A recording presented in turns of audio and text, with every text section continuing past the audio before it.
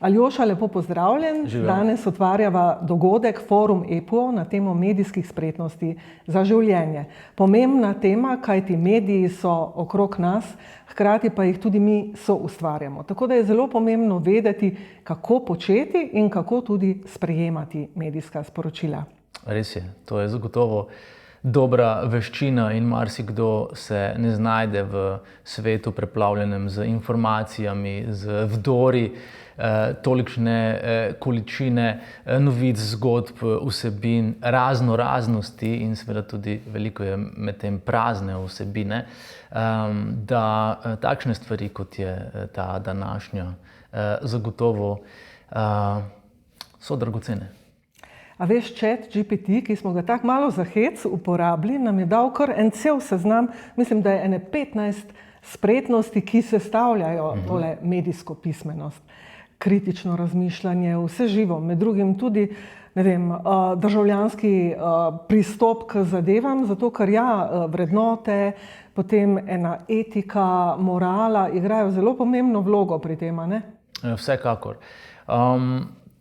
Meni se zdi, da je avtonomno mišljenje osnova izpolnjenih in raziskanih življenj in prepuščanje zgolj vodenju, tudi mnenjskemu, tudi vsebinskemu, nekomu drugemu prinaša v življenje zmedo, negodovanje, občutke nemoči in to spodkopava tako našo duševno kondicijo, kot tudi neko zavzetost za življenje, za aktivno življenje, ki seveda ni aktivno zgolj v smislu telesnega razgibavanja, ampak tudi tega, kako se bodriš, kako si zadaš cilje, kako jih dosegaš, kakšna je stopnja tvoje motivacije in tako kot razmišljamo, tako tudi delujemo, oziroma kot zapišem v svoji prvi knjigi, kar nam roji po glavi, kroji naše življenje in mediji imajo zagotovo zelo veliko vpliva na to.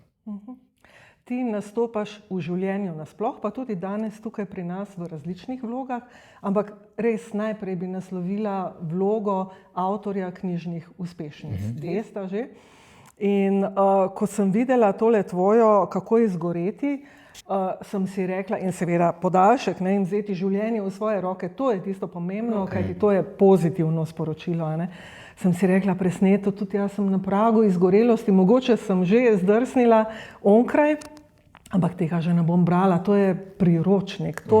Tega sem jaz preveč prebrala v svojem življenju, neke psihoanalize, neke duhovne literature, tudi kakšnih priročnikov, ampak do priročnikov imam prav en odpor.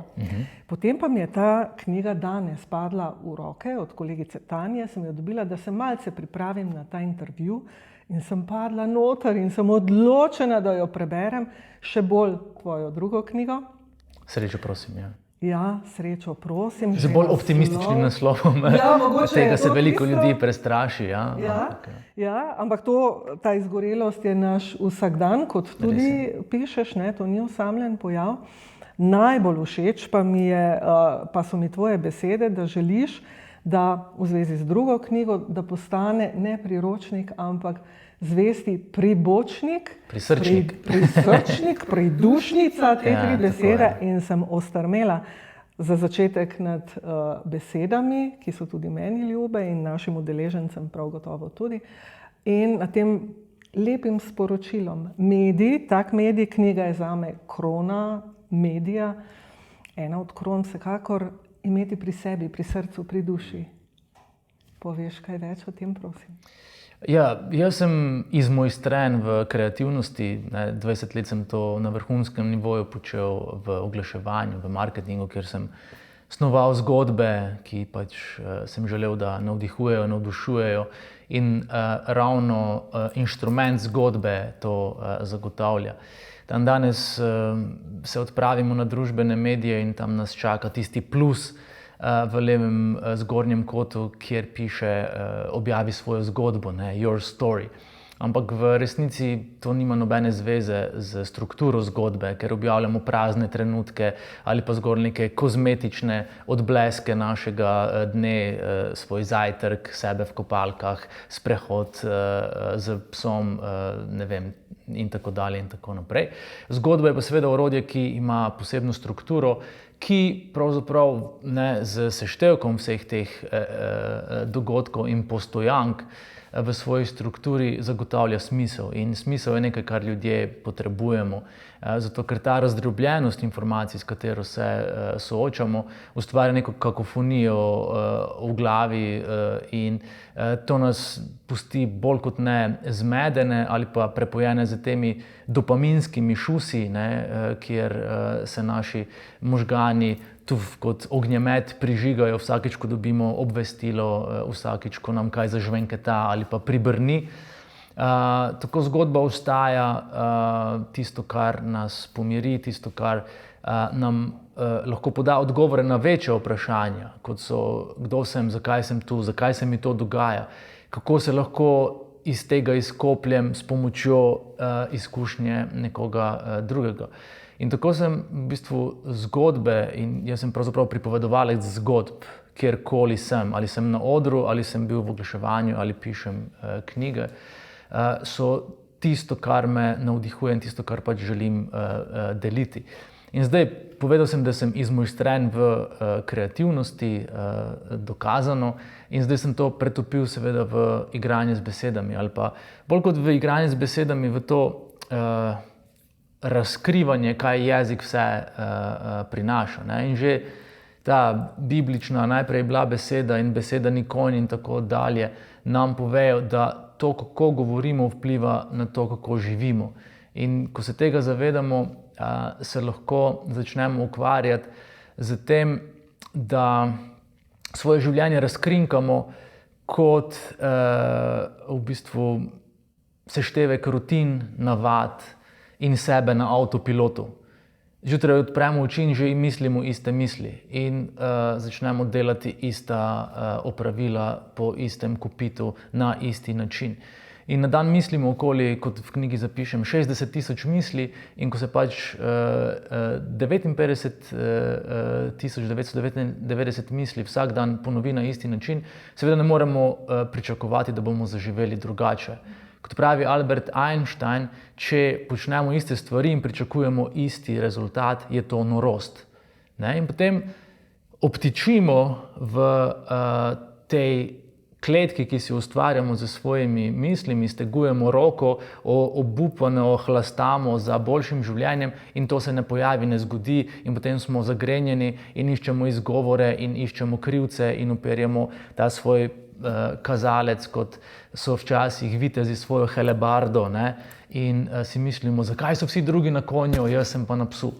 In to je recept za to, kako živeti prazno, zagrenjeno, razočarano življenje. Zato se pravzaprav vse začne tu in to začne se z mandatom, z dovoljenjem samemu sebi, da razmišljaš drugače, kot je bilo povedano, zapovedano in priučeno. Se pravi, na nek način, če povzamem zase, trdiš, da živimo programirano in da mediji k temu prav zelo veliko prispevajo in da je potreben pogum in ena srčnost, ki nas nekako odpreta. Ta pogum mene vedno znova fascinira, tudi jaz sem velik pristaš zgodb, tudi mi na Andragoškem centru delujemo s pomočjo zgodb, zglednih učečih se v tem primeru. In te zgodbe, ki jih pove ali pa ki jih izkusi skozi življenje posameznik, niso samo njegova zgodba, ampak ga vedno povezujejo z okoljem. In tudi tebe so gotovo povezale z drugimi ljudmi, vedno znova, a ne? Absolutno. Zdaj pač midva se tikava, sva se zmenila, omenila si pogum in pogum prepogosto definiramo kot odsotnost strahu, vendar temu ni tako.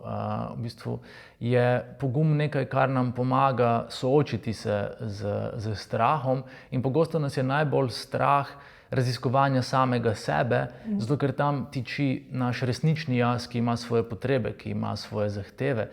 In ker smo Slovenci izmojstreni, jaz temu pravim ne v demokraciji, ampak v nemokraciji, ker ko pride do besede ne, ostanemo tiho, torej ne znamo postavljati meja pravočasno, zdravo, ne znamo se postaviti za svoje osnovne potrebe, potem vztrajamo v nečem, kar jaz imenujem pridentiteta.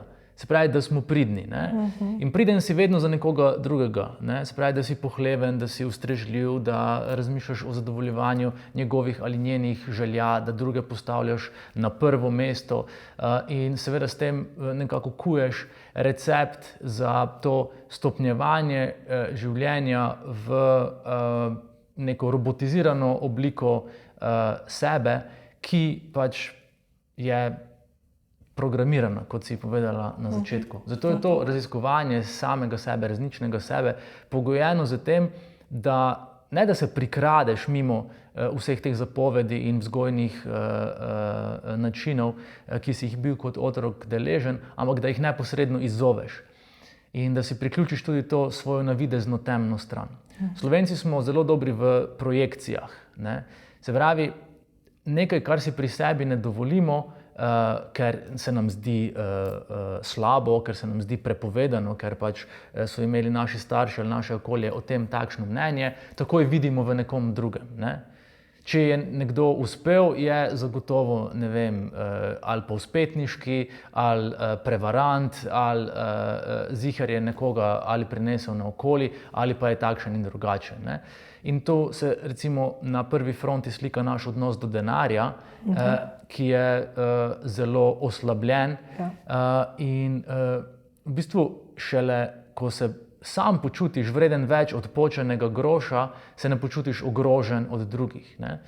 In pogosto mi gre tudi v tem recimo medijskem diskurzu na živce to prečesavanje žepov in denarnic, ne vem, politikov, gospodarstvenikov ali športnikov, kogarkoli že, kot da ne smejo zaslužiti dovolj, ker bodo zatem užalili vse ostale, ki se ne bomo mogli počutiti dovolj dobro v svoji koži. In to je nekaj, kar moramo korenito spremeniti in pač popolnoma nekako ovreči ali to mnenje ali spodkopati to prepričanje, da ne smemo biti tudi finančno uspešni. Ker če sebe ne ceniš dovolj, si ne dovoliš v resnici biti kreativen in čeprav smo Slovenci izjemno kreativni, sebi in svoji kreativnosti ne znamo postaviti prave cene, zato si rajši rečemo, da smo iznajdljivi. Ne? In tako v bistvu z besedami, z retoriko, ki jo uporabljamo, nenehno spodkopavamo to svojo lastno vrednost in se nenehno gibljemo na polju osnovnega preživetja. Nenehno smo v tem tako imenovanem survival modu, kjer je vse bitka za preživeti, kjer smo nenehno v stresu, kjer nas nenehno dajejo obveznosti, zahteve, kjer nenehno v sebi trpimo, ker se nam zdi, da smo lahko srečni zgolj in le, če najprej osrečimo vse druge okoli samih sebe. Ampak to je pravzaprav Sizifovo početje in recept za izčrpavanje sebe in za izgorelost. Nekaj tega, ne bi se mogla bolj strinjati z vsem, kar si povedal, tole zadnje pa me je nekako spomnilo na to nedavno situacijo poplave, vsi skočimo, vsi stopimo skupaj, vsi objavljamo v družbenih medijih, zdaj pa neka tišina, a se ti ne zdi? Tudi na prejšnjem forumu smo veliko govorili o početju državljanske spretnosti, torej, ampak smo zelo razširili pogled in smo rekli, to je predvsem početi dobro zase in za druge. Ja. Že to, da rečemo najprej zase, je nekaj vrste poguma, izstopiti iz te slovenske duše in si priznati, da najprej moraš biti ti dober za to, da si lahko dober za druge. Ampak to je vsakodnevno početje. Ja. Seveda neka huda kriza lahko to izzove, potem potihne, ne sme pa iti v pozabo. Jaz mislim, da se Slovenci lepo povežemo v stiski, ampak to ne sme biti edini modus operandi, da se združimo samo v nesreči. Ne? Moramo se znati združiti tudi drugače kot v preizkušnjah, kot tudi samo pri športnem navijanju. Ker tako goreče navijamo za športnike in ustvarjamo izjemno stopnjo pritiska, neposrednega pritiska vršimo na njih, nismo pa sposobni tako goreče navijati za samega sebe. In to je spet projekcija. Ko ti zaklad vidiš samo v nekom drugem, v svojem idolu, v tistemu, ki bo tvoje življenje naredil bolj vredno, če bomo zmagali na svetovnem prvenstvu. Če bomo pa 7, bomo pa šli potrti v službo. Zase moramo znati navijati. tako goreče, tako bobneče kot pač na tribunah, moraš iti vsak dan na tribuno in navijati za samega sebe. In si reči, ti si najboljši, ti to zmoreš, ti boš to dosegel, lahko si zaupaš, lahko greš čez marsikaj. Lahko dosežeš veliko več, kot si v svojem umu dovoliš. In zato je pravzaprav vsak izmed nas tisti, ki si lahko obleče zmagovalni dres, rumeno majico, karkoli je že tisto, kar nas tako vzpodbuja, kar vidimo na televiziji pri športnih dogodkih. In če ne znamo navijati zase, potem je vse ostalo pač zgolj zabava ali pa vznemirjenje. Res je. Morda bi kdo mislil, da sva malce zašla z teme, medijske spretnosti, da spet spomnimo, ampak za življenje, za vsakodnevno življenje posameznika in družbe. A se ti zdi, da lahko preko našega, mi vsi delujemo, kot sem že omenila na začetku, kot kreatorji nekih medijskih sporočil, a so to zdaj neki posnetki, ali so to besede, ali je preveč besed, ali je premalo besed, ali bi morali biti gibljive slike za story. Ti verjetno predlagaš, da je to nekaj tega, kar smo mi v studiu malo prej doživeli, da smo posneli en prizor in je to ta prava story, ne? Če sem te pravilno razumela, ne pa zgolj nek posnetek tele kuštre tukaj, recimo, ki čaka na to, da mi dva spregovoriva nekaj besed. Kako lahko mi, kot kreatorji majhnih in velikih medijskih sporočil, prispevamo k enemu boljšemu duhu naše družbe, duhu časa, ki res ni prav najboljši ta hip? Mogoče bi se vrnil na začetek tvojega vprašanja, ker si v bistvu je bil komentar, da sva zašla z področja medijskih spretnosti, ampak v bistvu je vse povezano z našo osnovno psihologijo, ne? In vse je pravzaprav psihološka spretnost. In če želimo soustvarjati medijsko okolje z namenom kakovostnega doprinosa družbi, se spet vse začne z nami in z tem, da se v svoji koži dobro počutimo in da je vse ostalo posledica tega dejstva. Prepogosto se zbudimo razočarani, potrti, jezni, žalostni in vsa ta evolucijsko popolnoma legitimna čustva, ki so pravzaprav naše orodje, da z svetom, z drugimi ljudmi in samimi sabo vzpostavimo nek kakovosten stik, hitimo takoj odganjati z vznemirljivostjo telefonov, novičarskih strani, televizijskih zaslonov. In tako v bistvu želimo neprijetna čustva hitro potlačiti, hitro zapakirati in odposlati nekam stran iz svojega ustroja z tem dopaminskim šusom. Dopamin je poceni bencin, ne? In dopamin se sproži v pričakovanju pohvale nečesa dobrega, ne? Zato je meni kinder jajček genialni izum, ne? Ker pač kaj je notri, ne veš, kaj boš dobil, in to sproža dopamin. In v bistvu dopamin sproža obvestilo, da nas na družbenem omrežju nekaj čaka. In ti ne veš, ali je srček, ali je komentar, ali je novi sledilec, ne? In v bistvu te dopamin sproža to, da zavijamo v trgovino z oblačili in je tam nalepka novo in vemo, da nas čaka nekaj, česar prej še ni bilo, ne? Se pravi, vedno je v pričakovanju. In zato so ta pričakovanja in želje, ki prihajajo z naslova tudi psihološke manipulacije, ne, kot pač strokovnjak za marketing to zelo dobro poznam, so precej nevarna in izčrpavajoča. Zato pravim, da moramo biti pričakovanja vsakega svojega pričakovanja, ne. Šele ko vemo, kaj so naše resnične pričakovanja, šele ko so v stiku z našimi najglobjimi vrednotami, lahko začnemo delovati bolj avtonomno. Potem moramo spoznati v bistvu vse te nezavedne mehanizme, po katerih tako hlapčevsko delujemo, ki nas imajo pogosto v pesti, in ko razkrinkamo spet ta del, smo spet bolj avtonomni. In potem, ko se lotiš ti ustvarjanja, želiš za svoje ravni zavesti pač sporočati nekaj, kar je tebi lastno, kar je pristno, kar je prisotno pač na nekem drugem nivoju, kot zgolj to, da kopiraš, imitiraš, zapostavljaš svojo unikatnost, zato da boš dosegel nek rezultat. In v bistvu smo vsi podrejeni tej učinkovitosti in z njo smo tudi zmanipulirani, ne? Zato, ker vsaka tvoja objava zgolj z enim klikom pokaže celo analizo njene učinkovitosti. Koga si dosegel, kako si dosegel, koliko časa je gledal, kdaj je gledal in potem se avtomatsko robotiziraš za še. Možgani te lisjaško prinesejo naokoli in ti rečejo, to je pomembno vendarle za moj posel, za to in to. V resnici pa je v ozadju ta dopaminski šus, ki ga hočeš vedno več. In šele, ko razumemo svoj biološki ustroj, kako smo odvisni pravzaprav od določenih razpoloženj in počutij, lahko začnemo siromašiti te vplive, ki so tako mogočni in tako potentni. Recimo, meni je v izgorelosti bilo noro to, kako na začetku, ko je res zlom tak silovit, nisem mogel imeti televizije prižgane, ker je bilo enostavno vse preveč agresivno. Bog ne da, da bi bila to novičarska oddaja ali karkoli, ne vem, kakšen nasilen film. Telo tega ne prenese. Ne?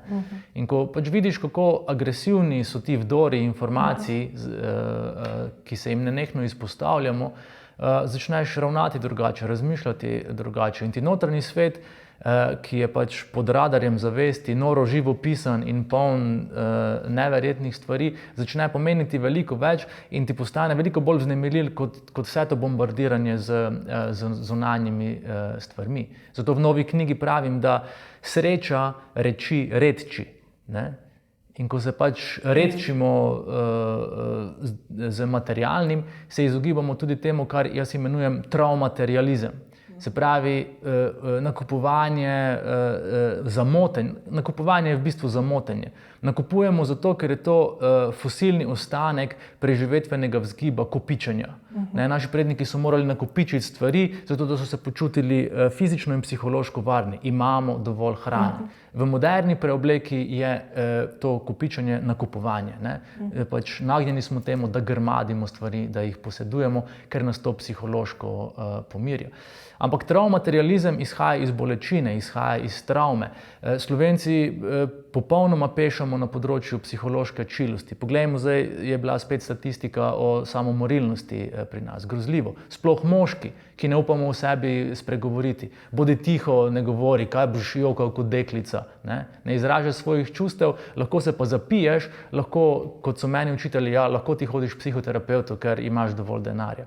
Ampak ljudje vsak dan ali pa v celem tednu za šankom pustijo toliko denarja, kot bi ga pri odličnem psihoterapevtu. Ne? Ampak to zdaj je seveda zelo osorno povedano in veliko ljudi živi v zelo globoki stiski, zato moramo pač popolnoma spreminjati načine, kako razmišljamo, kako se pogovarjamo med sabo, kako obravnavamo duševno zdravje. Ne samo, da glorificiramo delo, kjer pač smo Slovenci svetovni prvaki v pridnosti in si opravke pogosto nalagamo zato, ker nočemo imeti opravka samimi sabo. Ker nas je tega, kar je noter, kar je resnično naše, tako strah in nas tako boli, da se raje zamotimo z tisočerimi drugimi stvarmi. In če ne bomo začeli tu, če bomo v šoli še naprej promovirali dosežkomanijo, metanje na tla za točkami, za blestenjem, bomo na koncu imeli samo še nezaposljive genije, ki pač ne bodo vedeli, zakaj za vraga so pač si morali v glavo stlačiti na tisoče teh stvari, brez da bi to imelo v končni fazi kakršenkoli odzven v sodobnem svetu, ki nam omogoča ali pa zahteva popolnoma drugače razumevanje svoje lastne kreativnosti, svojega lastnega namena in pravzaprav iskanja svojega namena skozi neko okolje podpore, ki pa še ni zagotovljeno. In zato je pač potreba, ne vem, po psiholoških znanjih, potreba po finančnih znanjih, da se ljudje naučijo, kako ravnati z denarjem, kako sklepati zavarovanje, kako pravzaprav biti tista avtonomna, kljubovalna avtoriteta, ki zna se ustaviti in vprašati, čakaj, a je res to tako? Ne? In mi pač še to tako poniglavo obožujemo avtoritete, kot smo nekdaj zdravnikom nosili kavo, pa banane, pa jabolka, pa ozimnico, ker se nismo počutili dovolj vredni, da bi lahko prišli na vrsto tudi samo zato, ker smo, ker obstajamo. Ne? In dokler ta transakcija ni optimalna, dokler pravzaprav sobivamo v teh napornih, toksičnih odnosih, ne moremo narediti premika. Ampak premik lahko naredimo samo, ko vsak pri sebi reče, sorry, sam jaz sem pa več vreden kot to. In postavi meje in reče, ne, tako bo. Ne, jaz najprej. Seveda je to težko in boleče in predvsem prežeto z strahom, ampak dokler tega ne premagamo, bomo zgolj uperili prst nekoga drugega, bodo vse krivi politiki, športniki, sosedi, samo mi ne. In to je pravzaprav težka resnica. Se strinjam popolnoma. Moram reči, da malo si me ujel na besedo rečenje, ker se mi zdi, da rečenje je res tisto, kar potrebujemo. V glavi, vse te misli, jaz včasih se po noči zbudim, ne morem zaspati, ker je polna glava, kot en računalnik, ki deluje. Ja. Ampak šele z eno tako vsej delno praznino lahko pridejo nove stvari, lahko pride ta kreativa, ki jo omenjaš. Alfa stanje, ja. Meditacija. Ja. Urjenje možganov v umirjanju. Naši možgani so nagnjeni k katastrofiranju in iz okolja nenehno črpajo negativne informacije. Tudi iz medijev? Ja, zato ker so negativne informacije, imajo večjo preživetveno vrednost, ker nas opozorijo, da je naše življenje ogroženo. In zdaj novičarske oddaje so pogosto nalašč opremljene z slabimi novicami, zato ker te takoj pritegnejo našo pozornost. Se pravi, poslovni model, ki temelji na biološki značilnosti. In ko pač, ne vem, o tem predavam in o tem tudi razlagam mladim in pač starejšim, vsi razumejo, aha, okej, mi je jasno. Se pravi, jaz imam veliko več moči nad tem, kar mi sproža strah, paniko in vzbuja tesnobo, kot si v resnici mislim, če samo razumem svoje telo in kako je to narejeno. Ker pač naši preživetveni možgani so po funkciji zelo surovi in neposredni. Ne zanima jih romantika, ne zanima jih ljubezen, ne zanima jih ljubkost, karkoli že prijetnega, ampak samo preživetje. In zato, da preživimo, smo pač narejeni in prednaloženi z res hudimi refleksi, ki nas pa potem prestrašijo, ki nas pa potem onerazpoložijo. Ampak če tega ne razumeš, pač si sam misliš, z mano je nekaj narobe, zakaj me je vsega strah, zakaj se ne znam pomiriti, z mano je konec in lahko kar pravzaprav si odpišem svoje dobro življenje in počutje. In potem to stopnjuješ, prideš do točke, kjer se popolnoma spodkoplješ in potem ti ponudijo antidepresive, zdravila, okrevanje takšno in drugačno, ki ti zgolj potrdi, da ti je res spodletelo.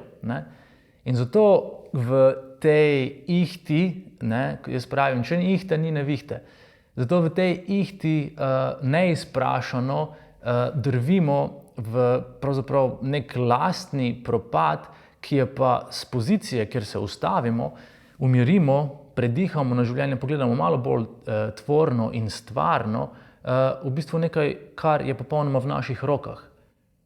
In ko začutimo to moč v sebi in jo z odločenostjo in golimi rokami pograbimo, si lahko z njo spet usplamtimo svoje strasti, razsvetlimo svoje življenje. In zato pravim, da ni pomembno, kaj v življenju pustimo za sabo, ampak to, kaj življenje pusti v nas.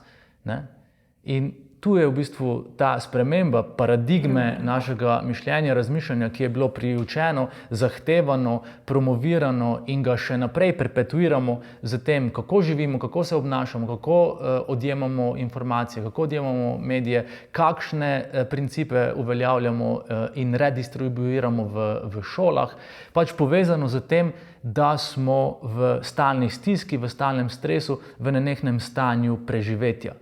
In borba za preživetje ni prijetna. Če si nenehno napreži, boš preživel, ni pa nujno, da boš tudi živel. Ja, lahko te pobere.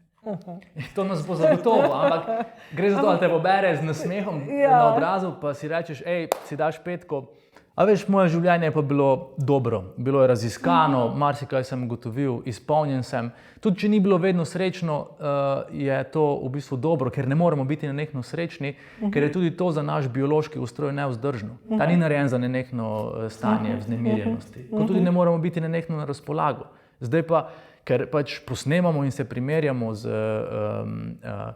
raznimi velepomembneži, z vizionarji in tako dalje.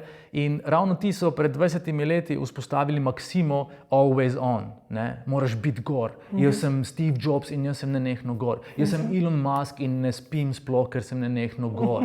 Ne? In potem si rečemo, o moj bog, če hočem biti vsaj malo uspešen, moram tudi jaz imeti vse prižgano. Naj me motijo maili, naj me motijo klici, naj me motijo SMS-i, bog ne da, da bi imel mir ali čas za spanje. In to je trapasto. Ne? In ko ugotoviš, da je to trapasto in nevzdržno, predvsem nevzdržno, tudi za tvoje telo, pa začneš ravnati malo drugače. Ne? In to govorim kot spokorjeni grešnik. Bravo, hvala za to izpoved, pravzaprav. Moram ti priznati, da jaz o medijski pismenosti ne vem prav veliko. Sploh ne vem, zakaj sem jaz strokovnjak. Mogoče za vse, pa za nič tako zelo specifično. Ampak, ko sem se pripravljala, sem rekla, joj, kaj naj vprašam, se veš, zelo pozno sem ti pisala, kaj bi približno bilo. Zdaj sva midva obdelala vse živo, vse naokrog, ampak mislim, da bolje ne bi moglo biti, ker sva se dotaknila človeka, tega, kar smo v svojem bistvu ali kar bi morali biti v svojem bistvu. In neizmerno sem ti za to hvaležna, za to živahno izmenjavo in verjamem, da naši udeleženci prav tako. Hvala, Aljoša. Ja, hvala. Jaz bi mogoče vseeno dodal, da je pač treba biti pazljiv. Omenila si ChatGPT na začetku. Pač umetna inteligenca je super sposobna in vse tehnologije obravnavamo s stališča pozitivne naravnanosti, se pravi nekega tehno-optimizma z privzetkom, da pač morajo v ozadju biti močne zakonodaje, ki jih regulirajo, kot tudi ta pravzaprav naša naravnanost, da smo ravno prav skeptični, da se naučimo, kaj so pasti, da ne verjamemo vsemu. Starejša generacija obravnava vse, kar ima logotip in nek podpis, kot verodostojen vir, ker so bili tako naučeni. Pač bila sta 2 ali 3 časopisi in so imeli svoj logotip in so prinašali vsebino. In to, kar jim zgleda podobno, je lahko vir popolnoma izkrivljenih informacij, lažnih informacij, škodljive vsebine, ampak jih zavede, ker so naučeni pač nečesa drugega. Zato se moramo stalno izpopolnjevati, ne vem, poklicati mlajše sorodnike in vprašati, kako se pa tebi to zdi? Soočati svoje mnenje. Se pravi, ta preplet mora biti veliko bolj dinamičen. In zagotovo prihajamo v obdobje, ki bo polno takšnih izzivov, medijskih, družbeno-medijskih izzivov. Politične kampanje bodo hotele nas prepričati v nekaj na razne načine. Sovražni govor v bistvu zagotavlja veliko zanimanja publike, bolj kot je kaj vznemirljivo ali pa omalovažujoče ali pa nesramno ali pa škodljivo, bolj smo ljudje ogroženi, ampak hitimo gledati tako vsebino. In potem moraš tudi razumeti, zakaj to počneš, zakaj te to privlači, zakaj ne rečeš ne. In ko razčiščujemo s tehnologijo in s to notranjo vsebino in tehnologijo, je pol nekaj, kar, če lahko rečemo, medijska pismenost uravnotežena. Pribočnikov, hvala tebi, pribočnikov je in bo več, treba pa si je ta prave izbrati in z njimi hoditi skozi življenje. Ja, hvala lepa.